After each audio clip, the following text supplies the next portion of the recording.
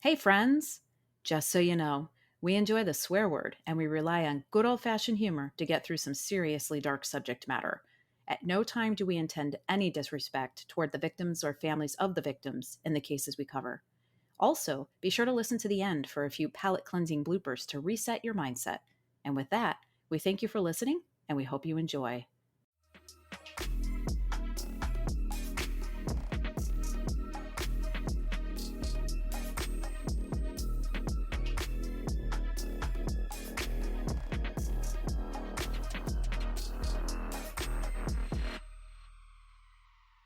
Hello, friends. Welcome to Crime Will Tell. I'm Jamie. I'm Carrie. What you sipping on? I'm sipping on bourbon today, as you are with your big Yes. old ice ball. Yep. Cheers to that, girl. Cheers. Clink. Clink. And thanks again, LP, for the sweet Mhm. ass rocks glasses. I am convinced that drinks taste better out of this glass. Without a doubt. Yeah. Okay. What else you got? Do you want to do some Brothers Babble? Yeah, always. Okay. So this one is in reference to episode 15. Actually, we have two of them. One is on episode 15 for Cora Jones, and the other is episode 16 for Sky Mims. So Okay. the first one, episode 15, covering Cora Jones, brother says, quote, "Listen, step off the Frenchie hate. I played the French horn in 5th grade, and that kind of talk makes me disappointed in you. For shame. And no, I don't have red hair." End quote. Do you remember when I was like, French horn is like the redheaded stepchild of. Yes. He's like, fuck you. I completely forgot that he absolutely did play the French horn, and it was about as bad as you can picture. Sweet. It was so it was so bad. It wasn't like, ha ha. No, Because it's French. Yeah, the French horn. But he It told, ooh, that sounded like a dying elephant. sounded like a fucking bad French horn playing. I know my sounds. Okay. Carry on. Okay. And this last one is in reference to episode 16, recovering Sky Mims. Brother says, yells, Mathy Math is off. Super Sky went bonkers at 19. Because I think we were like, wait, how old was she? I think she's 20. He's like, nope, 1993 to 2012. She was 19. God. And I thought that she had just celebrated her birthday, and that was when she was 20. But my brother is just like he's just ungodly, just naturally intelligent, and math is a particularly strong suit for him. So if he tells me my math is off, it's off. Okay. So Fair that was enough. Brothers Well, thank Babble you. this time. Yeah. Look, Sky lost her shit somewhere in her late teens. we'll just make it general. Precisely 19 years old. It was really funny. Like, goddamn. So, the story. Are you ready for the actual case? Yeah, let's get into it. This case to me is a little complicated. So I'm going to take us on a little bit of a time travel. We're going back to 1994. Okay. What a beautiful year, to Kirksville, Missouri, or Missouri. Kirksville is a small town that's located in the northeast corner of the state of Missouri. So kind of close to the Iowa and Illinois borders. So like upper left. Upper right. Northeast. Jesus Christ. I said in like episode 2, I failed geography in high school. Okay. In the upper right portion of Missouri is where you can find Kirksville, Missouri. And so the population is under 18,000, but it's home to 2 colleges. Oh, wow. Truman State University, which is a really great liberal arts school, and the medical school, A.T. Still University, which is actually the world's first school of osteopathic medicine, which is pretty fucking cool. That is cool. That's bragging rights. Mm-hmm. Yeah. So anyway, so the students that attend these colleges make the town feel a little bit bigger than it is, population wise, and things that are there and whatever. So then I assume the population ebbed and flowed as students were in classes versus during the summer. Right. Oh, Yeah. got it. Okay. So Kirksville's kind of the center of this part of Northeast Missouri, like being the bigger town. It serves as kind of the hub for a lot of really tiny neighboring towns. Like Okay. it's a very rural area in general, but Kirksville's kind of where you grocery shop and whatever. So there's all these little tiny towns around it, which just a quick side note, there's like 1,000 towns with the name Green in them, tons of little tiny towns with green in the name. It's like Green Top, Green Castle, Green City, all these little green Um, towns. And I just picture like somebody was like, "Ugh, I'm so sick of naming towns. Bill, what's your favorite fucking color?" And Bill's like, "Green's pretty cool, I guess." And they just started fucking green frenzy. Green Top's up north, Green Bottom's gonna be south if we need to name something. I was looking into this and I forgot how many little towns with green in the name. And one of those towns will actually pop back up. But anywho, this is the kind of place that you hear about 1,000 times in true crime cases. It was quiet, it was safe, people didn't lock their doors, nothing really mhm, ever mhm. happened there. We've just heard it blah, 1,000 Well, times. and it was 1994 too, so that was time. That was the time. Yeah, yeah. I Yeah, was on my bike where my parents didn't know where I was for a lot of my childhood. they just wanted us out of the fucking house. Anyway, I wanted to cover this particular case because Kirksville is my hometown. Okay. And in 1994, I was 12 years old. I was just trying to survive the woes of seventh grade and just kind of waiting for my sweet bowl cut to grow out. I'm pretty sure I had glasses and braces. I was doing great. You were just a young pup. Yeah, but in one night, our sweet, safe little pocket of a town was rocked by something that none of us, I don't think, really thought could happen there. And so this case is for all of my fellow crickers. If you know, you know. That's all I'm gonna say. Oh, okay. We're gonna go to October 4th of 1994, which was a Tuesday. Twin brothers, Bert and Derek Smith, and their two friends, Jason Speaks and Blake Privet, were all 15 years old at that time.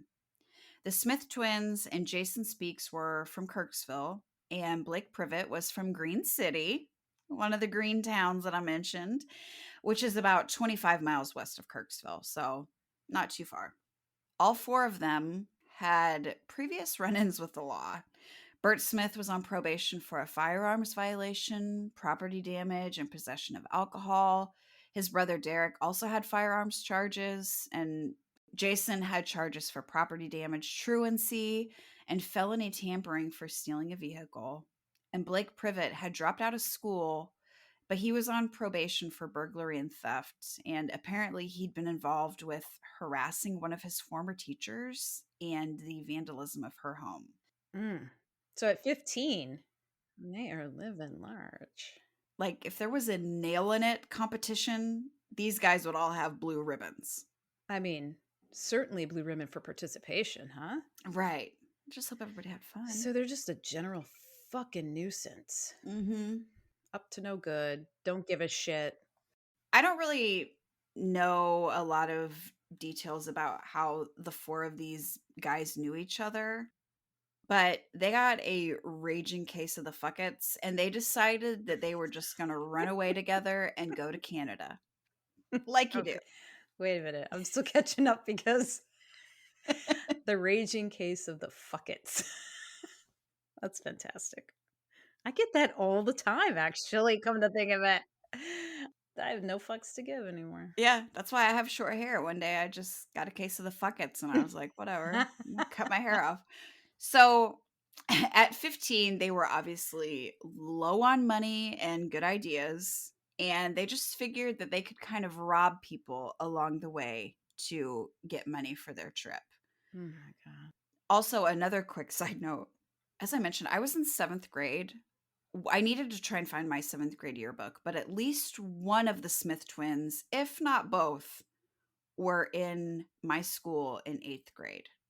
So 15 years old in 8th grade. I'll let you do the math on that. But Wait, so you went to school with them? They were 1 grade ahead of you? yeah, at least one of them. I can't remember if one of them was or if both of the twins were in 8th grade, but they were 15 in 8th grade.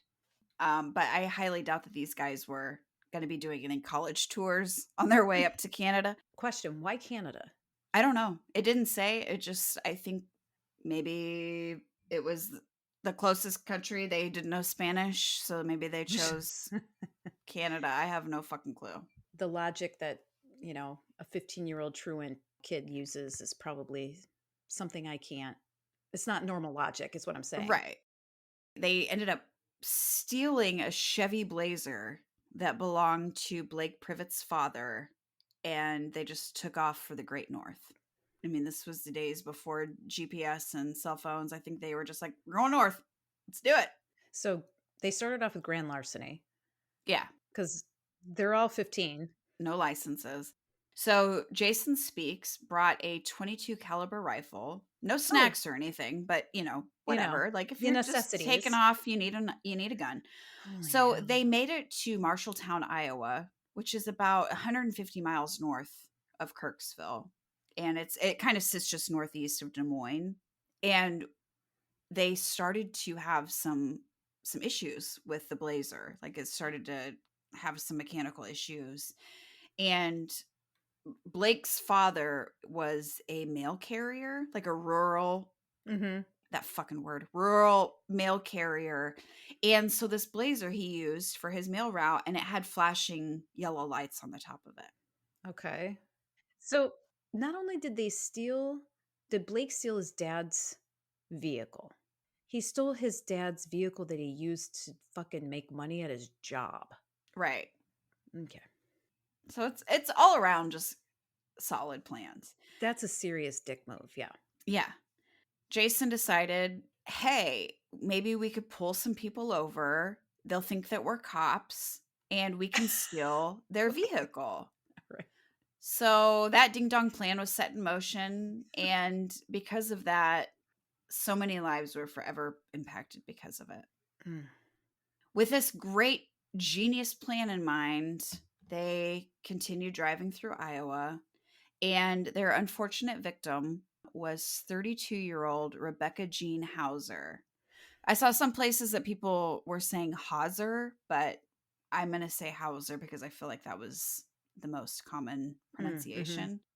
She was known as Becky to her friends and family. She was married to her husband Dan and was the mother of 4 children. Oh my She had two gosh. boys. Josh was 10, Kyle was 8, and she had twin daughters, Megan and Marcy, who were 5. I believe that they lived on a farm. I couldn't, like, what fucking pisses me off about so many of these cases is that it's hard to get info on the victims sometimes. Yeah, obscure cases are obscure all Yeah, around. and this Yeah. this case I haven't seen covered other than like local news. So what I got was from old newspapers Mm. and information from parole hearings and whatever down the road. But I mean, it was like piecing this together was a little bit tough. So I apologize if some of it seems a little disconnected or not super detailed, but I am giving you guys what I could find. Well, and the thing with newspapers back then is that they just kind of regurgitated the same information Yeah. kind of over and over. Yeah. But Rebecca was very active in her church and the community. She taught Sunday school. She stayed home with her kids, was just like loved her kids and was just beloved by the people Mm. around her. So the night of October 4th, she was on her way home to Union, Iowa, which is kind of like northeast of Des Moines, after doing some shopping, and she visited a casino. I don't know if that was just something that she did commonly, but she stopped at a casino and then was on her way home. So she just stopped to plunk a couple quarters in, see if she could win big, and then like I head mean, home. maybe. I I don't don't know. know. She's Okay. like, look, Christmas is coming up. Hey, Fuck it. hope's a strategy, man. $10. We'll see what happens.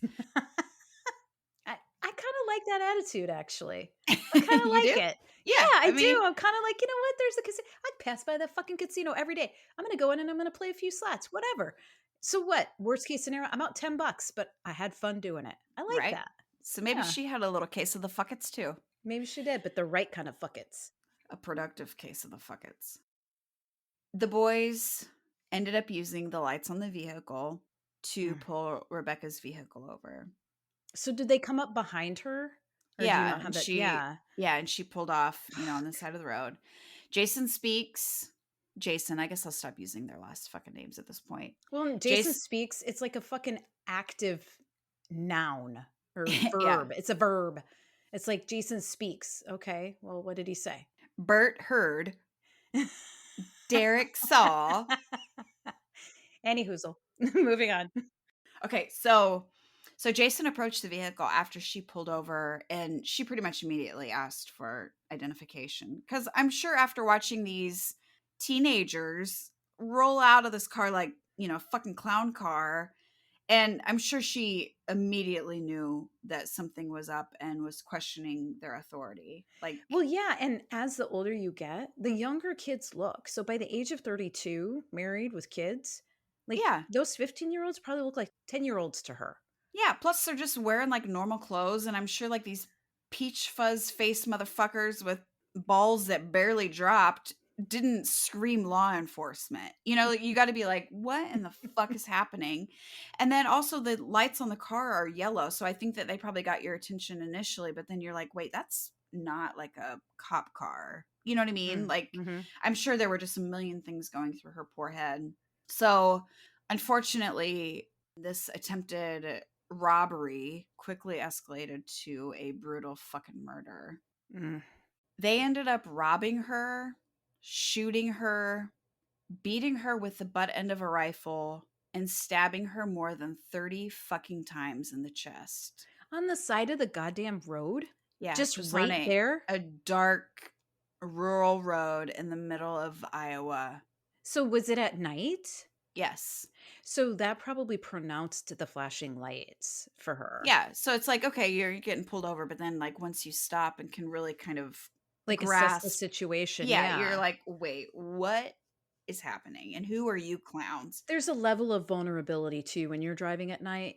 There's a cloak of darkness, and so you Mhm. you you kind of like you everything looks different at night versus the daytime. Oh, for And so sure. I think there can be, especially in your if you're in an area where A, you don't know it, you're not familiar with it, or B, something is happening that's unusual and out of place or out of normality that can make you feel a little bit like, ugh, at night versus if the same circumstances happen during the day.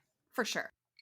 They ended up just driving off and leaving her dead on the side of the road, and not long after the attack, the Holy shit. Blazer that they were driving started overheating and ended up breaking down. So they called their parents. Like, I could see this in an article, but I didn't give a lot of detail on who they called.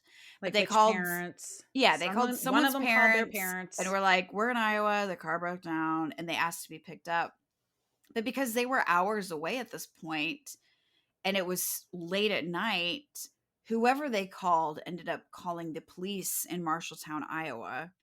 The boys are briefly held at the police station and then released. And there aren't really clear details on this, so I assume that maybe they were picked up and just kind of held at the station for their safety until they had a safe place to go. But apparently they ended up spending the night at a motel in Marshalltown, and then someone came and picked them up the next day and took them back to Missouri. Okay, so can we go back to the night before? So they broke down. One of them called their parents. Their parents were like, "Well, you're fucking hours away. It's night. You're a goddamn turd, but I'm you're still my kid, and so I want you to be safe. So I'm going to call the police." So the police go out. And this is where it's frustrating when there aren't details in the research because then I'm like, if I were the cops, I'd be like, wait a minute. So you're 15, ain't nobody legal to drive. Here you are hours away from home with a car. You don't have a legal guardian with you or someone that is able to drive with you. So how did you get here? Mhm. There should have been detainment of some sort. Yeah, so I have no clue because I was reading this and I thought the same thing. I'm like, how are And, like, the where did police you not come like, from? "Oh, you drove and you're how old? You don't have an ID? You Yeah. Mind turd you, there bag?" would be nothing for the police to even think or enter their mind that these boys just committed a crime or that they just literally murdered a young woman on the side of the road. Right. Yeah, I don't know. How did they get to the motel? Who paid for the motel? Wonder if like a parent paid over the phone, Oh, sure. or something along those lines. Somehow, Because some I way, thought that about just that sounds too. really janky. Yeah, so I'm not 100% sure what the situation was, but they stayed and then they ended up getting back to their homes in Missouri the next day. So Rebecca's body ended up being found the following morning, which would have been October 5th, around 2:30. So she was laying out there for hours. Yeah. So that must have been a very not well-traveled road. No, it was very rural and yeah, it Mm. wasn't traveled at that time. So her body was found the following morning by a man who was driving by. And when he drove past her vehicle, he saw that the window was shattered. And so he ended up turning around and stopping. He found her in the driver's seat with her head kind of, just leaning against the side of the car, and it was obvious that she was dead. So he then drove to a nearby house and called police. And later reports would come in that her vehicle had been seen along that road as early as 10 o'clock the night before. So she would have potentially been sitting there for like 4 or 5 hours. Investigators in the case had gotten a lead on some people who had been seen in the Marshalltown, Iowa area the night of the murder. And that lead took two detectives to Kirksville, Missouri on Saturday, which the murder was Tuesday night. So this would have been like 4 days later to interview these teens that had been spotted in Marshalltown. So after the interviews and evidence collected through search warrants, the teens were arrested, but charges were officially brought against them the following day, so the Sunday after the murders. And warrants were issued charging all four boys with first-degree murder and first-degree robbery. First degree robbery? That's interesting. Yeah. Okay. Maybe robbery that was committed in the act of a violent crime? Yeah. Not just like, "Give me your purse, ma'am," and then just running No. off. Okay. Yeah. So during separate interviews with police, the boys, who were all accompanied by a parent, I don't know, it kept saying mothers, so I don't know if they all had their mommies there, but told versions of what happened that night. So they all kind of had their own So variations they of weren't what even went on. smart enough to, like, get together, come up with a story, and stick to it? Well, if they did, it eventually fell It fucking apart. fell apart, yeah. Yeah, I mean, they're 15. So initially, they all denied their involvement in Rebecca's murder, but admitted to being in Marshalltown that night. Like, they basically knew that they had to come up with a reason why they were there, 'Cause they were at the but police station. yeah, but could deny being murderers. So police gave them breaks. They gave them food and drinks and whatever, and just kind of let them hang out a little bit. And then they ended up interviewing them a second time, but went in reverse order.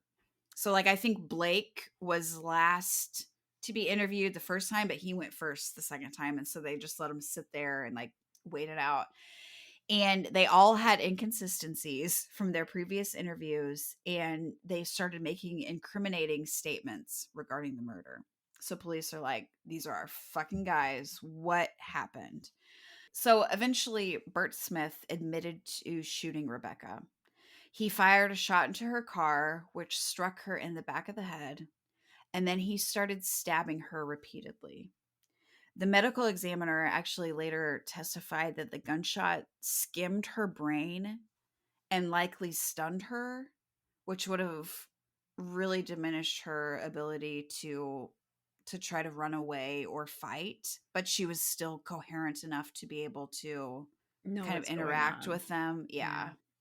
Derek Smith, so Bert's brother, told police that he tried to get Bert to stop stabbing Rebecca as she begged for her life.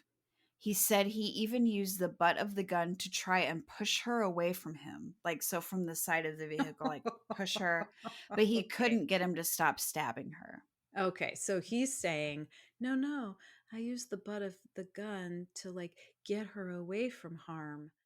I'm sorry, I'm sorry. I call fucking bullshit on that because there's so many other things. He coulda just shot Bert in the leg. That'd stop him. Right? He coulda butted sh her sh Bert, Shirt, Furt, whatever the fuck his name is, he could've butted him in the head. Shirt. Shirt. Sh- I'm Shirt Smith. Nice to meet you. This is my twin pants. So Blake said that, like, when he was talking to investigators, it kind of seemed like he was the one that was like, okay, here's what fucking happened, and like laid Just it all fucking out. diarrhea of the mouth. Yeah. So he said that earlier in the night of the murder, while he was driving, they had pulled over a car as they first kind of got into Iowa. The driver had gotten out of her vehicle and started walking towards theirs. Blake said he saw Bert start to reach for the rifle and he told him to stop. He said not to do anything because he actually knew that woman, that she knew his Oh. mom. It wasn't true, but he didn't Oh, want anybody to get hurt. And so he was trying to stop things from happening. So they gave the woman some bullshit excuse and she ended up driving away and probably later realized how goddamn lucky she was to avoid what oh happened my to Rebecca. gosh. They also stopped at a random farmhouse because they saw a car that they wanted to try and steal, but a big dog approached them and they got scared, so they ended up leaving the farm. They tried pulling over another car and had discussed like robbing a convenience store, but ended up giving up on these attempts. They just had like all these big ideas of like just fucking chaos, but couldn't follow through. But Blake did admit that they stole gas and oil for the Blazer, which was obviously quickly breaking down, cigarettes and ammunition from stores along the way. So they did, steal some things that he admitted to. But after the failed attempts with Blake driving, Jason ended up taking over behind the wheel. And that's when they ended up pulling over Rebecca. Blake, I don't know. I don't think he wanted to be involved. So he ended up staying in the vehicle and basically watched this whole thing go down. According to him, Jason approached Rebecca's window and shined a light right in her face. When she asked him for identification, he panicked because he worried that she would then be able to identify him. So he told Bert to shoot the bitch. Blake asked him not to shoot her and just to tell her it was a joke, but instead, Bert shot the rifle through the back window of the car, which struck her in the head, and grabbed a knife from a bag that he was carrying. He then kicked out a window on the car and started just stabbing her, just fucking stabbing her nonstop. Blake could see her trying to push Bert away, and according to him, Derek joined his brother and he started hitting Rebecca with the butt of the rifle. So he may have tried to initially push her away from Bert, but eventually he started actually beating her with the rifle. So one was stabbing her while the other was beating her. One of them shouted that she should give them her purse, and Blake from their vehicle saw her throw her purse out the window, which Derek picked up. They all got back in the vehicle and drove off after Bert took off his bloody shirt. Jason ended up denying that he told Bert to shoot her. So there's all these conflicting details about exactly what happened that night. But it seemed like because Blake was sitting in the vehicle and basically watched this entire thing unfold when the other three were kind of in the moment, like I really kind of trust his version of things because he was able to see the actions of everyone. Mhm. So hearings were eventually held to determine if the teens should be tried as adults. At the hearing for Derek, his public defender said that he was really troubled by the murder and was traumatized by events from earlier in his childhood, specifically sexual and physical abuse from their father and stepfathers. Their mother had been married 8 fucking times. Mm. So they had just a sea of, I'm sure, just total dipshits in and out of their lives That over was the years. constant traumatic instability. Just, yeah, instability, abuse. And the twins ended up becoming wards of the state following the abuse that was reported. At this time, Derek's grades suffered and he was held back in sixth and seventh grades, Mm. which makes sense. Like I said, they Mm-hmm. were 15 and eighth grade. And I don't know if it was both boys, but Derek was definitely Mm-hmm. in the grade above me. The attorney was giving this information to push for them being tried as juveniles and to emphasize that his client, would be a really strong candidate for rehabilitation just because of his rough childhood and his young age. This troubled upbringing was also used in Bert's defense by his lawyers. So it was said that he was more likely to be influenced by his peers because of his rough childhood. So he did as he was told when Jason told him to shoot Rebecca. Any sense of moral judgment he had would have been faulted. So it was like not his fault that he heard shoot the bitch and he shot her. Mm. I don't know. I need more bourbon.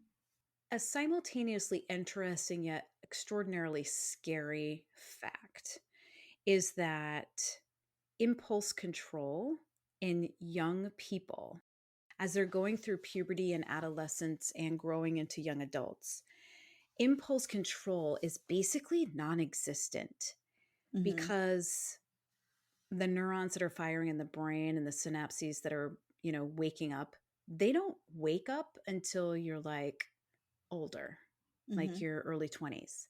Yeah. And so you don't even have the capacity to think about long-term consequences, which if you think about it is astounding that so many of us actually fucking survived gr- growing up, Oh, for because sure. all you can think about is what's directly in front of you at the time, and you have very little control over your impulses. Mm-hmm. Throw a healthy dose of testosterone in there and you've got a fucking firecracker waiting to explode. Yeah. And so when you say, you know, Jason spoke and he said, shoot the bitch, and Bert just shot the bitch because you're in the moment. Emotions are high, shit is crazy, it's just very overstimulating, and there's like little to no impulse control. Not Right. an excuse. But when I think about that, I think about all the really great kids. I think about all the people that are older than the age of 25. They somehow made it through. We all Mm-hmm. went through the same thing. Now there's varying degrees and all that stuff. But I think about, impulse control. Okay, now layer on top of that a really fucking healthy dose of super traumatic childhood events. You've got every abuse under the sun, because if you've got physical and sexual abuse, you've got emotional and mental abuse. Right. And I And couldn't tell if at this time if they were like in foster care or if they were with their mother. But I mean I'm sure whatever environment they were in, it was one that they wanted to get the fuck out of. yeah, and absolutely there's neglect. There's Yeah. absolutely neglect in all three families because of the twins. I it sounds like I'm excusing them for shooting and killing Rebecca. I'm absolutely not excusing them for that. What's a fucking travesty here is that those kids were failed. They were absolutely failed. Something went wrong. And I mean, and the only history like that was even kind of touched on was the twins. Mm. As far as the abuse that they suffered, I don't know Blake and Jason's histories. Yeah, I'm making an assumption that perhaps maybe the home life wasn't as beaver cleaver as it could have been or should have been. And unfortunately, all four of them were victims, but so was fucking Rebecca. Like at Right. the end of the day, she's the biggest victim here. Okay. Right. I'm And her family, yeah, I'll it's just just I'll just like take a there's sip. so many things about this case that I'm like, oh, Mm. I got to tell you, it's crazy because like one reason that I wanted to cover this was I remember in my like clueless 12-year-old brain, like I would come home from school, I'd be watching TV, and there would be like news clips of these guys that I had seen in the hallways of my school in jumpsuits, and to kind of like look into this in a totally different mindset as an adult and to really want to know the details is just kind of a strange thing. experiencing that when you're 12 versus experiencing that seeing that when you're 40 something is different. Yeah. When you were researching this and writing this storyboard, were you like, was it like bringing up memories and emotions that you hadn't thought about in a while? I think just reading about juvenile crimes in general that make me go, damn, there were a lot of times that I was in situations that I was kind of like peer pressured into and I just went along with it that could have gone completely south. I think any of us probably could have been easily been involved in something really nefarious just because we wanted to fit in or we just happened to be somewhere that we couldn't get away from it. So I just was trying to kind of like put myself in their place and I mean I can't. I didn't have 8 stepfathers that abused me. You know, like I it's hard to know where these guys were. It is. But you bring up a really good point. You didn't have 8 stepfathers that abused you. You Yeah. had a stable home life. Hey, we are all dysfunctional, right? We all Mhm. have dysfunctional families. That dysfunctional is normal. Like it is what it is, but there are varying degrees of dysfunction. You didn't have that kind of dysfunction growing up, and so and even then you found yourself in compromising situations where you're like, well, I'm just going to do this because like I mean I want to fit in, I want to be Yeah. part of the crowd. I absolutely made horrible decisions. So it's weird to think that like in the midst of my own little like meh, Jamie bubble, I had no concept of what like my classmates might be dealing with. Yeah, and yeah, you're exactly right. Meanwhile, we've got Jason and Bert and Derek and Blake over here committing the worst crime you could ever commit. Right, and just having a home life that I could never fathom. As much as I thought that my little world was crumbling, I could never imagine what Mm-mm. their home life was Thank probably God. like. Thankfully. But anyway, so as all of these hearings and things were going on, there was just a lot of like finger pointing and I was only involved with this portion of the Mm. crime and things like that going on. Jason argued that he was only involved in the shooting of Rebecca since he brought the gun and told Bert to shoot her, but that the gunshot didn't kill her. So he's like, I shouldn't be tried for murder because the gunshot didn't kill her. But that was just pure fucking luck. Like Yeah, she the was shot intention was in there. Yep. yeah, she was shot in All the head. right. How about attempted murder, you dick? You brought the gun. It was loaded. It was ready to go. Yeah. Like, Why didn't you bring like fucking popcorn and goddamn corn nuts and fucking gummy bears? Why'd you bring a goddamn rifle? because you can't rob people with corn nuts. So their every intention was to cause mischief and mayhem. Yeah, exactly. Like they knew Also, that they you were. can't go on a car trip without corn nuts. I know, but they're really easy to choke on, so you got to be careful. That and celery, you got to be real careful. Really? I just had a You've bunch never. of You don't ever get a string go down your throat. I haven't had that struggle, no. I have a hard time with celery. Okay. So the shot could have easily killed her, but Yeah. so I don't know. So there was just a lot of like, but I didn't do the worst part, just like this bullshit. Like, but they did this kind of thing going on. So Blake ended up pleading guilty to first degree robbery and second degree murder. He was actually given a Blake, lighter. the one that was sitting in the car? Yeah, Second degree, well, I guess guilt by association, yeah. Okay. unfortunately, yeah. So he was given a lighter sentence because he agreed to testify against the other 3 teens. It also meant that he would avoid a mandatory life sentence that came with a first degree murder charge. Okay. So, after their trials, Bert and Derek Smith and Jason Speaks were all found guilty of first degree murder and they were sentenced to life in prison without the possibility of parole. Okay, so they were tried as adults. Yes. However, in 2012, the US Supreme Court banned mandatory life without parole sentences Mhm. given to killers who were juveniles when they committed murder. So this decision was partially based on like scientific evidence that children's brains are still developing through their teenage years, which is true. And that means that they often lack impulse control and maturity. Okay. So, yeah, There we but go. that was the main basis for Sure. that ruling. So, based on that controversial ruling by the US Supreme Court, the Iowa Supreme Court decided that all life without parole sentences given to juvenile killers in the state would be removed. And any decisions about the now possible release of these killers from the prisons would be solely up to the Iowa Board of Parole. So it was like up to them now to decide what to do with these juveniles that were given life without No parole pressure. sentences. Yeah. So the Smith twins and Jason were resentenced in 2016 to life in prison with the possibility of parole. And the parole board's decision would then be based on their behavior while they were in prison instead of the crimes that they committed as juveniles.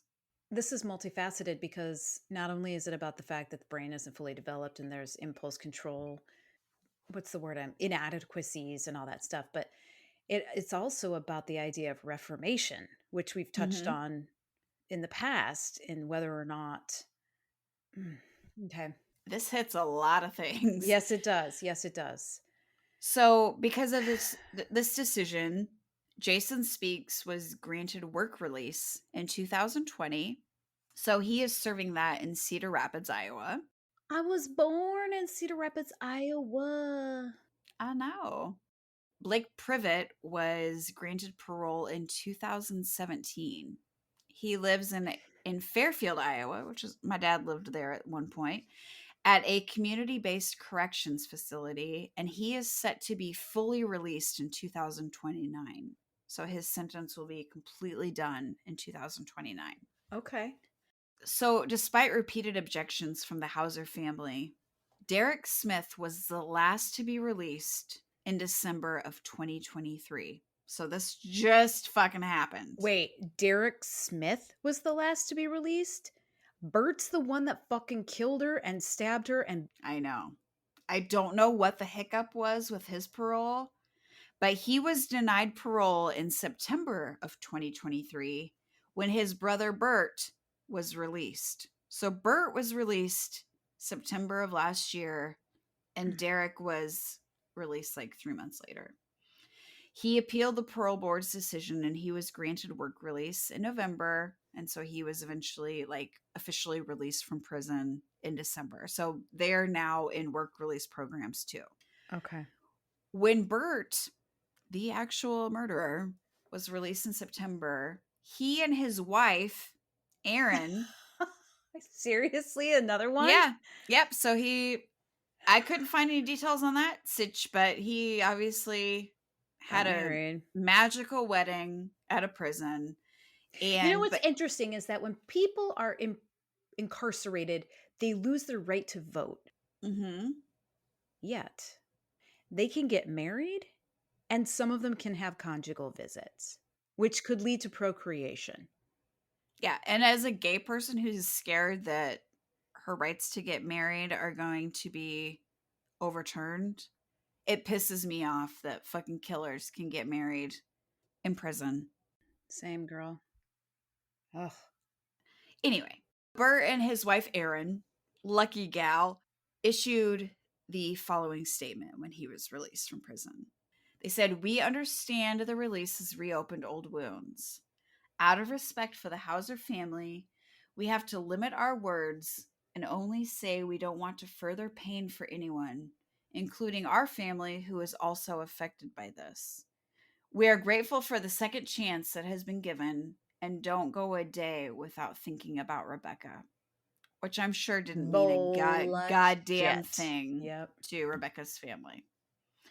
So, of course, this has all been incredibly hard for Rebecca's family and friends, not only due to her brutal murder, but then with the court's rulings that led to, these guys being resentenced and eventually released from prison. That's got to be super tough. So, Rebecca's son Josh was 10 years old when she was killed. Oh my Like gosh. 5 years younger than the guys that killed her, which is just kind of ugh. Wow, that really puts it into perspective. Yeah, and but he was such a baby, he was so young, but he was only 5 years younger than I these know. guys, like, Oh god. just so many levels of this case.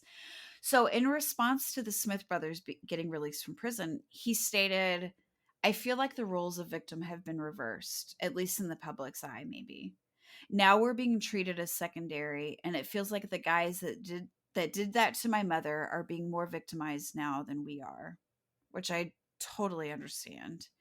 He also said that it's unfair that his mother's killers will likely get to live in society longer than his mother did. Yes. I hear him. I hear him. So, at the resentencing hearing, Josh and other family members spoke against the release of Rebecca's killers and gave victim impact statements.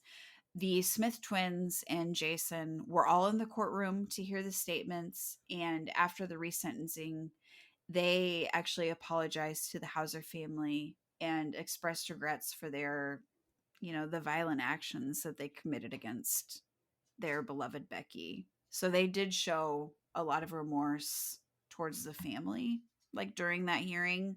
That's good. That's good. Yeah.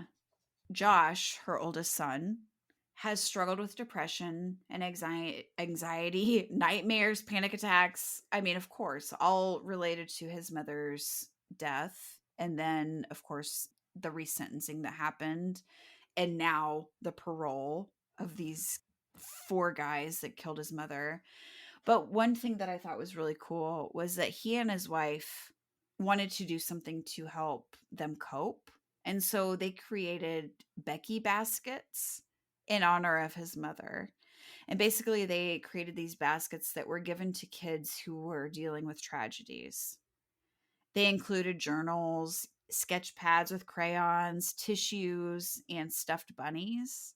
Oh my god, I love this. Yeah, and so these Becky bunnies, as they called Aw. them, were included because when Josh and his brother would visit their mother at the cemetery, there would always be bunnies near her Hopping around. gravesite. Yeah.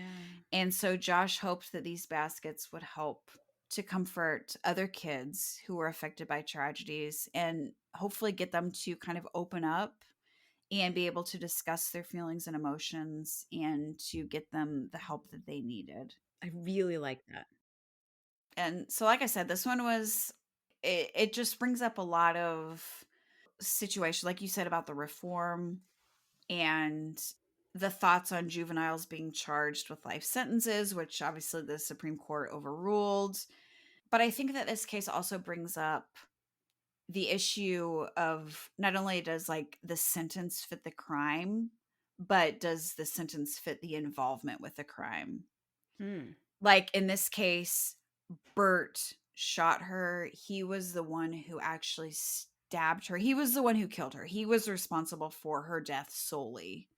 Like his brother contributed in beating her, but Bert was the actual murderer.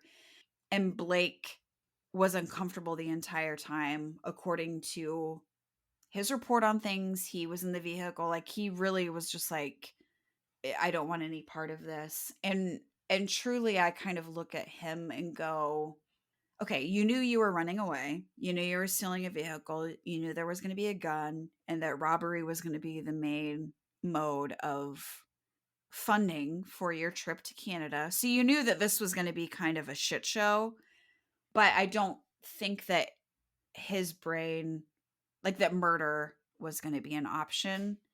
And I think about him sitting in that car watching this go down on the side of a dark rural road where his friends had weapons and he's watching them murder a stranger. He had nowhere to run. Like, I'm sure he was scared to death that these guys would turn on him and potentially kill him. And so then when I look at the sentencings, when I look at the order of how they were released, Bert had the biggest role in Rebecca's murder, He did. and Blake kind of had the least involvement.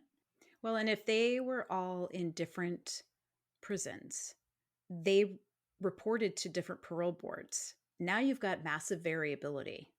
And what are the laws that they have to follow and how much discretion do they have?